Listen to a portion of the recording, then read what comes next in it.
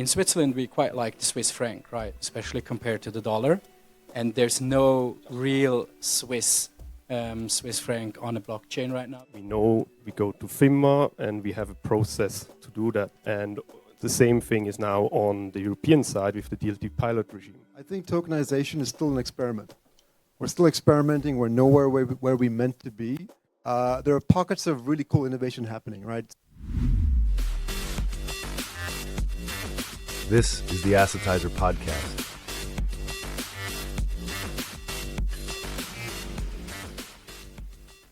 So, Andrew, if you want to get started.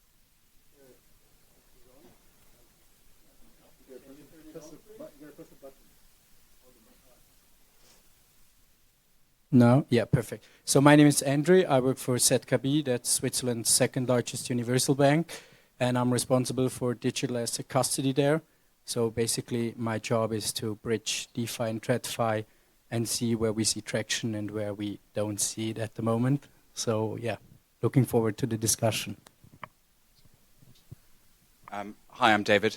Some of you probably know me. I run a business, or I'm one of the founders of a business which lends ostensibly dollars against crypto as the principal aim, but also, frankly, against any asset which is deemed to be a regulated asset in Switzerland or indeed in Liechtenstein. I guess the background to that, I was a partner at Hidden Road, and before that, I was a traditional investment banker in industrials for some 22 years. So I'm probably older than most of you. But I guess the interesting bit there, come onto it, is frankly just bringing the liquidity into the market, which, it's all great in terms of the sort of the big centralized exchanges, but and I'm sure as my comments will come, it's only possible doing what I do in this jurisdiction because of the regulatory framework. Yeah, hi everyone, I'm Dominic Eberle. I'm product owner at DX Digital. It's the first DLT trading facility in Switzerland. We got our FINMA license earlier this year in March, I think legally in May. We are just about to, it's like legal. It was you had to do certain things to that before FINMA then basically said, it's now legally valid. So we are about to go live over the next few weeks and months. And just, what was it, like a month ago, we announced that we also launched a similar service in Europe with our mother group, kind of company, Börse Stuttgart Group, called Centurion, which is then a pan-European settlement platform. And me as a product owner, I'm basically responsible to whatever sales and business development comes up with the banks and so on, to somehow put that into business requirement that our IT development team can, in the end, deliver what we promised. You've met me before. I'm Mark. I'm the MD of GenTwo Digital here. It's actually going to be our launch today. We're doing a lot of securitization. Thank you very much. This is a very curated crowd. We want to talk to people who are doing things in the industry, who are custodians, who are broker dealers, who are hedge funds running hundreds of millions of dollars, because what we're doing is kind of cool. And we want to talk to all the players in the market because we can securitize a lot of this stuff here. And tokenization, I think, is a big topic in the industry. We're not there where we want to be. I think we can be, but we're not there yet. GenTwo, we talk about assetization, which is securitization, which is tokenization, which is any ization you can think of. It's just a wrapper at the end of the day, but we've done it for a long time, and so we've been around for a few years. Okay, well, Mark, let's maybe start with you then. On that note, maybe let's level set here for the crowd. I'm sure we have quite a mature and advanced crowd that understands everything about all the different izations you talked about. But maybe let's just start with the topic of what is tokenization, easily defined, and what does the crowd need to understand about the underpinning security and legal framework that drives the industry? That's important to know as a buyer. Okay, so let's start with what tokenization is. Tokenization is essentially creating a digital twin on a distributed ledger like Ethereum. You can only really do that on smart contract chains like Ethereum or any level 2s, on Cardano, XRP, or you name it, you can do all kinds of stuff there. But it's essentially creating a digital twin of an existing asset.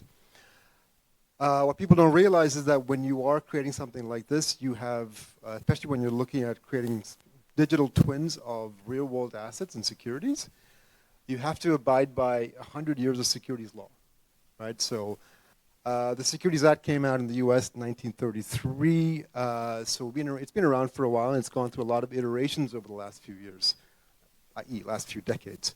And that's a big deal. So when we talk about tokenizing anything, you still have to abide by the rules and existing regulations that have manifested over the last decades, for example. So yes, tokenization is for now become a race to the bottom. I think it's a commodity. I think a lot of people can do this. It used to be very difficult. We were talking about real-world assets in 2017. It was called security tokens back then. Now it's called RWAs. In a couple of years, it'll be called something completely different. And that's kind of what crypto does in the space. It's a bit like what finance does in the space. We like to create a lot of acronyms because we like to sound smart about what we're doing. My background is obviously, high-frequency trading and global macro and doing structured products. In the structured product space, we make up almost everything, including pricing. So that's what we like to do in crypto as well. Sorry? Definitely pricing. We made a lot of money doing it too. And we made our clients a lot of money as well. But when you're doing anything on the tokenized world, you still have to abide by the rules and regulations that exist in this real world. So speaking of rules and regulations, David, over to you. There are quite a divergence in the different jurisdictions. Where do you see the opportunities and the risks? Without preaching to the audience, the easiest way to bridge the gap, perhaps, and it's the best way of expressing it, is to pivot things through Switzerland or Liechtenstein. Now, Mark will probably say, oh, you would say that. But ultimately, it's the easiest way in which you can actually bridge the gap, certainly in terms of liquidity, because ultimately, that's what it comes down to. Tokenization is great. You can tokenize anything, and frankly, Mark will happily do it for you for a fee. But what is the underlying liquidity which underpins the secondary market in that tokenization process? Ultimately, if you're adept enough to do so, to be able to face into DeFi pools of liquidity in terms of stablecoin accessibility, to bring that secondary market liquidity to bear against the tokenized asset, then brilliant. The easiest way to bridge that gap is here. So you've got all of the large US institutions that are all members of SIX, or rather are quasi-members of SIX. They can transact through the banking rails here. To a greater or lesser extent, I can use the liquidity coming from stablecoin in this jurisdiction. There are some foibles in terms of bridging that gap to Liechtenstein because of MiCA, but it basically can be achieved.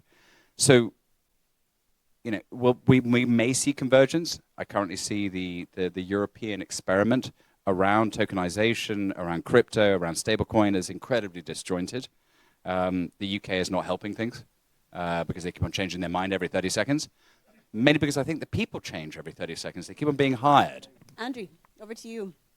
From the bank's perspective, what have been some of the biggest challenges you face in Switzerland, and how do you see the evolution of MiCA affecting your clients, your demand, your decisions on how you roll out infrastructure?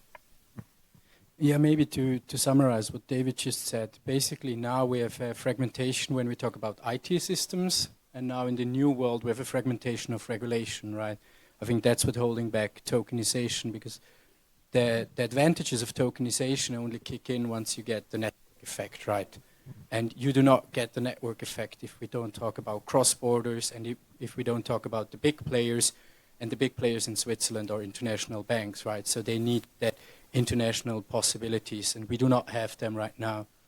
Maybe from a more Swiss perspective, what is really blocking as well is, in Switzerland we quite like the Swiss franc, right? Especially compared to the dollar, and there's no real Swiss franc on a blockchain right now. There's no stablecoin, no tokenized deposit or anything, and that's really blocking. Like, you cannot move things on chain if you do not have tokenized money, and also that's why I'm very bearish about Swiss tokenization in the next 12 months. I don't see it changing, because wholesale CBDC tokenized deposits, we're just doing proof of concept. That's going to take years. And Swiss stablecoin regulation, the FINMA guidance, it's a shame. I know it's going to change. Let's see once we get a new draft of the regulation. But until then, I think it's very hard in Switzerland.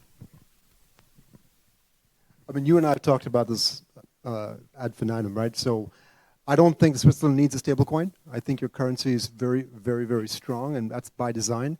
You're also a net exporter. So if you have a lot of demand for your stablecoin, then you have a monetary policy issue, right? So yes, you're a small country, 9 million people. Look what's happening with Tether, right? Tether is now, what, almost $180 billion. 200 now? Maybe, give or take a couple seconds. So what happens with Tether, right? So if they sell treasuries, they can actually move the yield curve, which is I've never seen before. I traded fixed income. It's nuts, right? So when you're building a stablecoin in Switzerland, for example, yes, you can do a good experiment, and Signum is doing it. I know Fatih is working on a Signum stablecoin. They're tokenized deposits, so they have a different kind of strategy because you need to be a licensed bank to be doing this. You need to KYC AML every single holder, and that is essentially cash at the end of the day. Bitcoin Swiss is trying it, and then you have Frankencoin, which is a wonderful name for a currency. But that's natively DeFi. It's, I think, you mint it via over-collateralized assets. But again, I don't think you need a stablecoin here. Your payment systems here work very well. Twint is amazing. You're moving money around in Switzerland is easy. You don't need a stablecoin for that. Just for fun, let's say I disagree on that. Yes, no, I fully agree. If you ask any financial institution, we do not need a stablecoin, right? If you ask corporates or private persons with different use cases, then obviously they could also use a tokenized deposit if they would get it, but they're not going to get it for many years. So us not having a stablecoin in Switzerland stifles innovation in the digital asset space. And of course, I mean, there's a reason for this. You outlined it with monetary policies. It's obviously we get that, but it's just not good for the innovation sector in Switzerland, I would argue. So it depends on who you ask. And from a compliance perspective, we've had lots of discussions with FINMA about the stablecoin guidance. It's really not ideal that we have to KYC throughout the entire life cycle of the token. So hopefully we do see some improvements there in the next version. Over to BX Digital. I understand that you will be rolling out, or you're planning to roll out, a pan-European settlement platform. So tell us a little bit about how you see tokenization and what are the biggest hurdles? Is it demand, tech, regulation?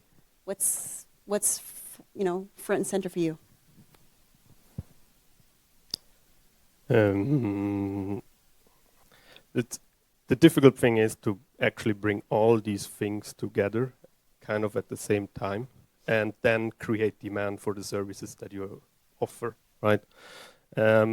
If you go through like the regulation part, of course we heard like the cross-border things that are hindering certain things, but as a BX Digital and also then as Centurion, with BX Digital we want to have a DLT trading facility. We know we go to FINMA and we have a process to do that, or what we need to achieve and what we need to fulfill. It's in the DLT law, and the same thing is now on the European side with the DLT pilot regime. We know the path we need to go, and there, from my perspective, regulation became more a kind of a stamina thing. So you need to put in the effort, time, because it took us, I don't know, in Switzerland 2 years from like the first conversation with FINMA until we got then the license, and now it took another half year until we can finally go live. So that's 3 years you need to somehow finance. The same thing will most probably, we hope to cut some corners, because we have the experience from Switzerland to get the same thing from BaFin. But again, you look at the 1 year for sure plus. So, that's the regulation part. And then of course you need to combine it with tech. We have Ethereum, we do it on Polygon. We have hundreds of meme coins that show that tokenization works. Now it's combining it with a regulation that we have DLT securities.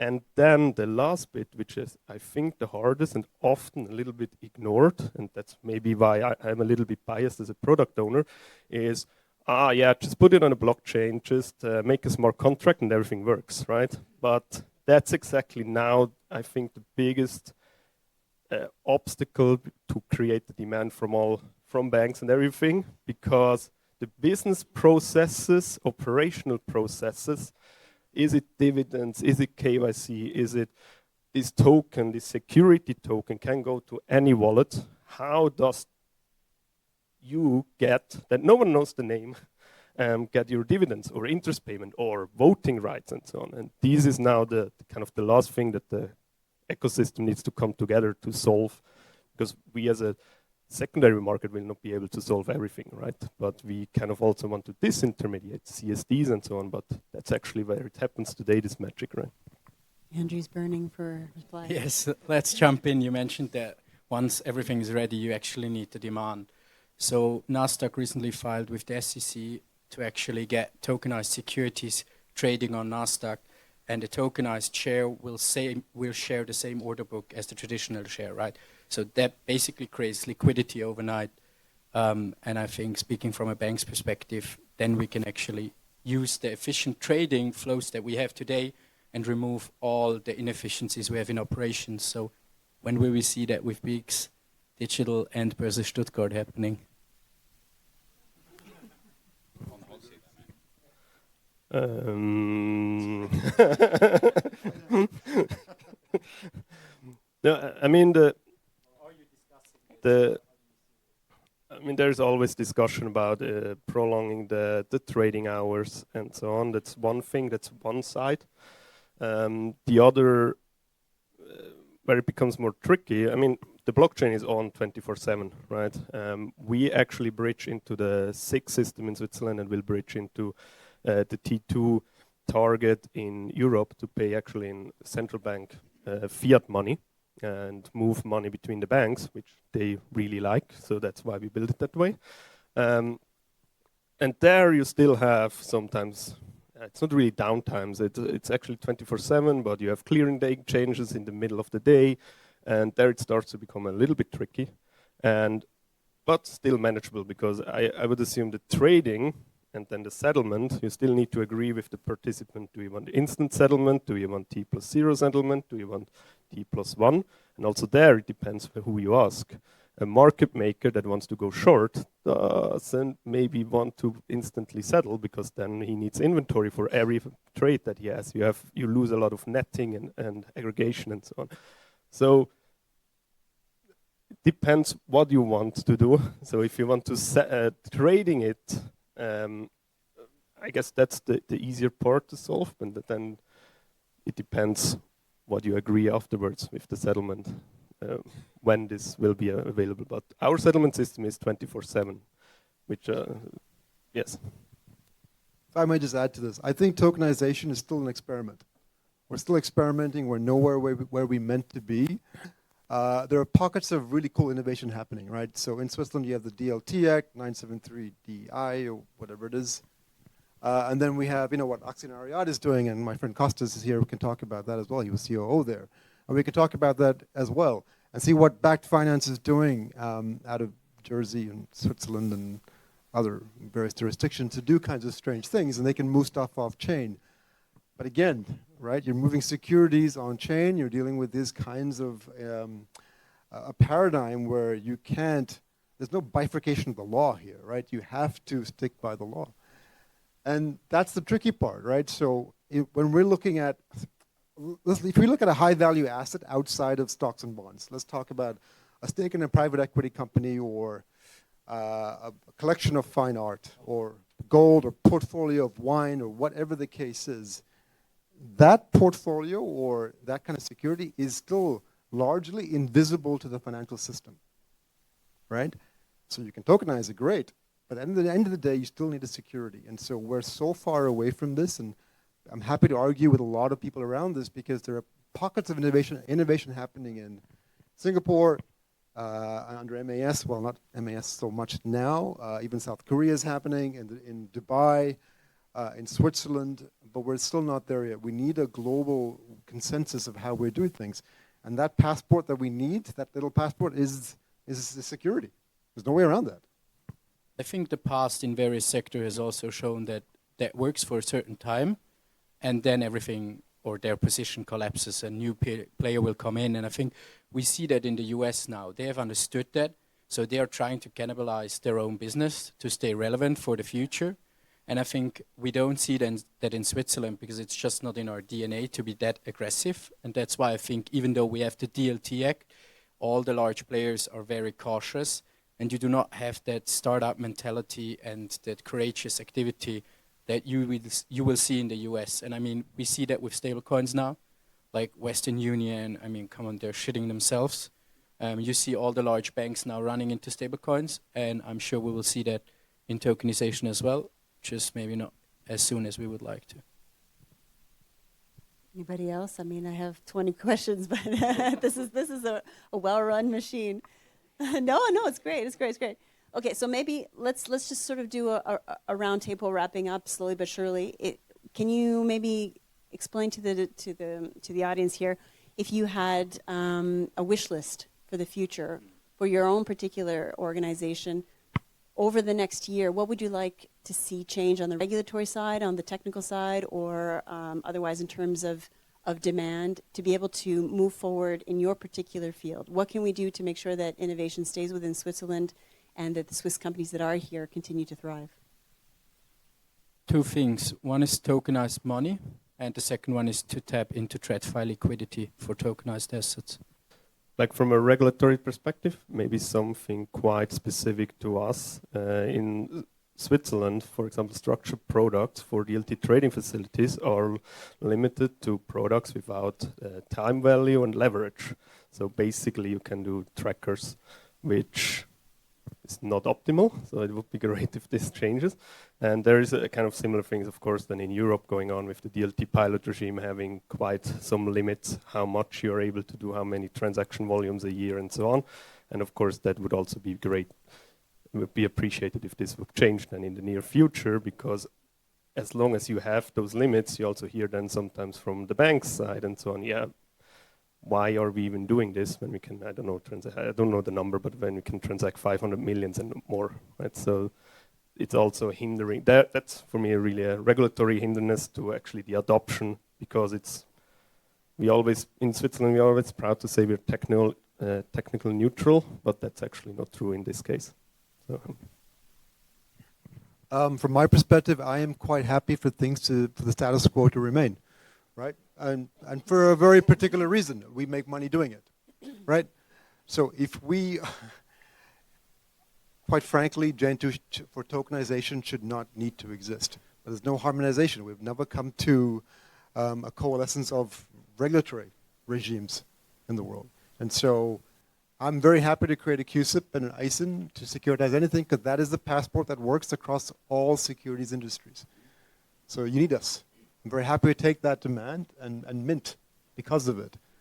But I do obviously want the whole industry to change as well. So the pilot regimes that are happening in the world, I wish governments would speak more to the innovators in the space. That needs to happen. It's not happening in the UK, unfortunately, and London's home for me, but it's no longer the innovation center that it used to be, both of us.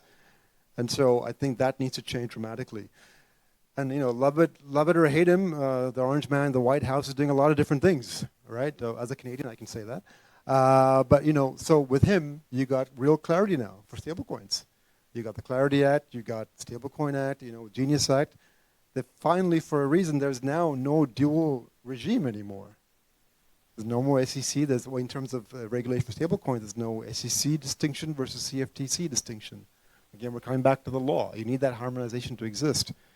And whatever Donald Trump is doing in this regard is helping our industry innovate.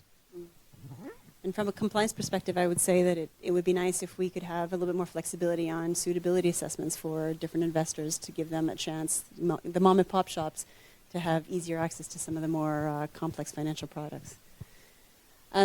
Just quickly on GenTwo, you mentioned, we've been talking a lot about tokenization based on traditional assets, but what about digitally native? Is that a possibility for the future? Where do you see that evolving? Sure, we're seeing demand for that right now. I have clients and friends in this room who are doing incredible things in the digital asset space. From a structured products perspective, from crypto derivative broker dealers who can price vol incredibly well. We're seeing demand for securitization of tokens. When we tokenize something, when we create a token, that's meant to be the final settlement rails where they exist for hypersonic, velocity of money. But traditional banks can't get into those structures because of self-custody and KYC, AML, and all that malarkey that we keep talking about. It's malarkey to a certain extent, but it's also the way we exist as a business and as a country here in Switzerland, right? So we need these kinds of things to change, and so we are happy to take on that business because if you want to securitize a token, but I mean, we get ETFs now and ETPs and all that coming through, and we're going to see hundreds of ETFs come through, and options and derivative volume come on top of that. And that's going to change, but we're going to see, I mean, we can do that right now. Any basket of tokens, any structured product that we can tokenize, and you know, we have clients in this room like SDS with Lucy up there, and so we can do a lot of different things there because we can do this right away. Yeah, I think we all read that BlackRock is planning to tokenize all ETFs, bonds and all. That's good for them internally, right? I mean, why would you want to tokenize a Bitcoin ETF? When we're tokenized, makes that bananas to me, right? But internally for them, it's a wonderful thing because they're moving, you know, tokens between entities. That's T+0 settlement. For them, it's a wonderful process to happen for them. So I think the arbiter of a lot of the success or who wins in this space will be the big banks because they have a history of doing this. Any final comments? Good. Any questions from the audience? Let's open it up. I'm sure there's lots of hot, spicy topics that people are interested in to ask. So please, go ahead. I'll give you this. Thank you very much. My name is Engin. I'm fully agree what you said about DeFi because we want to understand what is in DeFi, and we listed over 64. 2-3 days ago we talked about 63, and today 64. Every day the number is growing.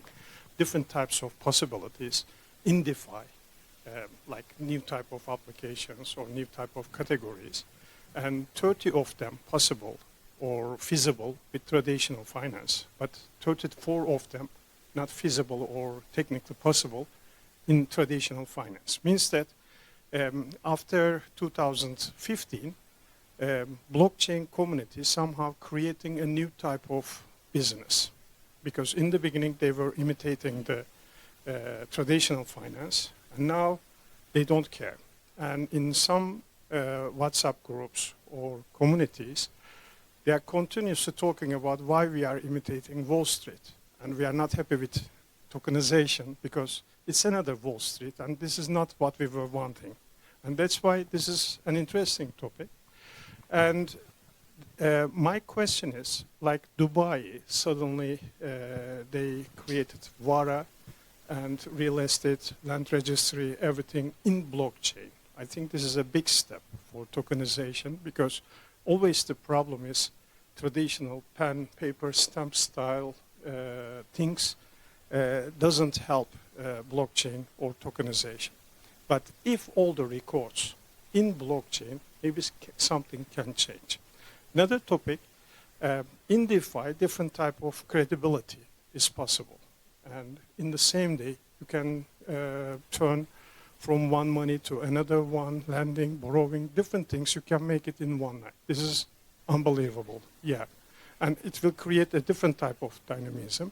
And my question is, in technical changes, and also if regulatory, like VARA, maybe keep some records, not everything, but some of them in blockchain, maybe that can create more innovation and more benefit for all parties. And that's why my question is, what do you think about keeping records in blockchain and then creating different type of tokenization, not imitating traditional financial tokenization? I'll be relatively quick. I think you're absolutely bang on the money, quite literally. And if you look at, but I think there's a question of pace of change. So let's look at how Franklin Templeton versus BlackRock have issued Benji versus Biddle, right? One is a facsimile, and one is not. A lot of what Securitize is doing in terms of, everybody's talking about, oh, we're tokenizing the credit fund at Apollo. No, you're not. You're creating a facsimile, and you're trading a duplicate of it. It doesn't do anything other than perhaps increase the velocity of the trading and potentially the democratization of the asset that has been tokenized and is being placed for collateral use on DeFi. And that's great if you want to increase the velocity of money or the supply of M3 or whatever it is. I'm trying to go into the back of my mind from economic studies. But ultimately, it doesn't change anything. The promise of blockchain, if I think back to why I got into it, which is as an industrials equity analyst, a lot of the big industrials companies were solving for ESG by using blockchain. Ultimately, Volkswagen, I think, burnt through $1 billion plus to not do that. There's a reason why I think, David and I kind of agree, because we kind of went to the same schools and we did the same thing. And live here now for a reason. When it comes to the de-dollarization trade, if we look at it right now, there's a dollarization of the global south. That's happening right now. You can trade in Tether in Venezuela, for example, and in Africa, for example, as well. And we're seeing exchanges in Africa who want to launch their own US dollar stablecoin and make it yield bearing. And they're asking us to do it at Gen2. And we could do it very easily. It's just a bond at the end of the day, and you have a minting mechanism on top of it. When it comes to Vara, we know the guys who created the law there, right? So when you have a jurisdiction, I love what what Middle East is doing on this side, because it's highly innovative, and they're creating little sandboxes of really cool things to build upon. But at the end of the day, they asked a couple of companies to create that initial solution, which is not the way to do it, really. It has to be done with the government. But you can't outsource regulation to corporates. That's one way to have the current problems that you have in the Middle East, where everyone can get regulated.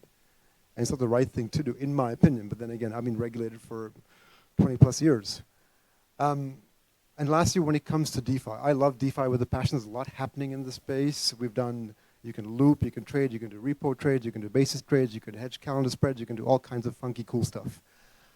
But the biggest problem you have is privacy, right? You don't have any privacy in DeFi. Canton's building something, Dust Network is building something, but we don't have it in reality just yet for native issuance or doing anything. If you look at the biggest holders of ETFs in the US, they're RIAs, right? And one of the biggest things now happening is you have a decrease in volatility or implied vol of BTC, because the RIAs are saying, this is the allocation of the portfolio. If it goes down, we'll buy. If it goes up, we'll sell. What happens, you actually have decrease in volatility now. So when you have an ETF, when you hold an ETF and you hold it in size, you got to file 13F filings, which everyone probably knows about. But there's a 45-day lag, so you don't really know who owns anything. And that privacy mechanism is there by design. You can't have that in crypto. You can't have that in DeFi. It'll come eventually, I think, in some way with zero-knowledge proofs. But right now, we're not there yet, and you can't do a lot. We would love to do stuff in DeFi.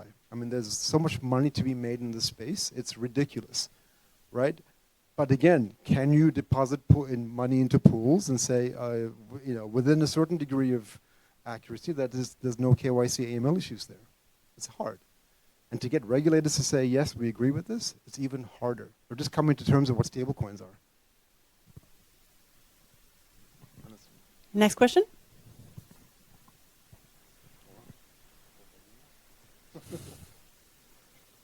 Yep. Hello, guys. Thank you for that insightful discussion. I've been following up with some clients, asset managers, who are looking at tokenization from the crypto demand side of things. Some of them are actually having client-facing meetings with crypto whales, you call them, or investors that have significant capital in digital assets. And so rather than converting that into fiat and going through that process, they're looking at, tokenization, tokenized ready funds or instruments that can be accessed. Do you see that as a potential enabler or demand driver for the adoption of tokenization? I think the answer is probably yes. I don't think you necessarily need the tokenization piece by any stretch of the imagination. I'll happily lend dollars to the holders of Bitcoin, and I prefer if they held it at a Swiss institution, because then it's bankruptcy remote. But if you want to hold it in the UK, hold it in the US, hold it in Hong Kong, I'll lend against it.